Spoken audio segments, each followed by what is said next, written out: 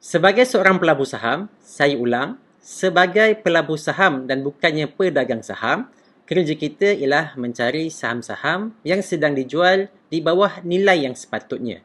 Dan ilmu ini dinamakan sebagai ilmu valuation. Macam mana nak bermula?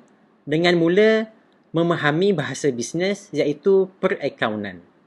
Dan kita bacalah penyata kewangan yang disediakan. Inilah juga yang disebut sebagai aliran fundamental analysis.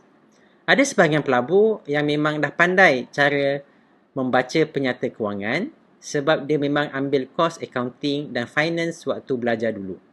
Dan ada sebahagian yang lain perlu belajar sampai di peringkat masters seperti MBA ataupun pergi ke kelas-kelas kewangan yang mengajarkan topik ini yang dibuat khusus untuk orang dewasa dan juga golongan profesional.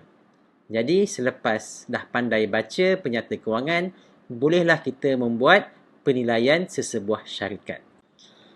Menurut Profesor Damodaran, ada banyak model nak buat valuation ni. Tapi cuma ada dua pendekatan sahaja. Iaitu yang pertama intrinsic valuation dan yang kedua relative valuation.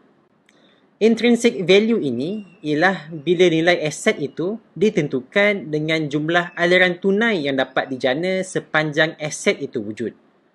Mula-mula, kita kena tentukan cash flow yang boleh syarikat tu dapat. Kemudian, sejauh mana kita yakin dengan anggaran cash flow tersebut. Pada masa yang sama, kita juga perlu tentukan berapakah growth rate dan juga discount rate yang perlu diambil kira semasa membuat pengiraan itu tadi. Nampak macam senang, tapi realitinya adalah susah. Sebagai contoh, berapa ramai orang yang membuat penilaian sesebuah syarikat pada tahun 2017, 2018, dia dah tahu pada tahun 2020 ada wabak COVID-19. Jadi macam itulah susahnya nak meramal masa depan. Pendekatan kedua pula ialah relative valuation. Dan saya nak gunakan contoh pelaburan hartanah untuk memudahkan pemahaman. Dengan intrinsic valuation, kita patut bersedia untuk bayar lebih ke atas rumah yang bagi hasil sewa yang lebih tinggi dan juga lebih konsisten berbanding dengan rumah yang bersifat spekulatif dan juga tenant sekejap ada, sekejap tidak ada. Manakala relative valuation pula, kita perlu tengok dalam satu kawasan kejiranan yang sama, berapakah harga-harga rumah yang dijual di situ.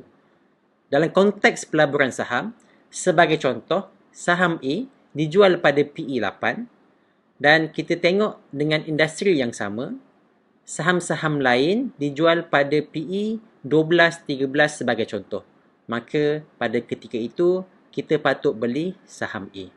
Begitulah dinamakan relative valuation.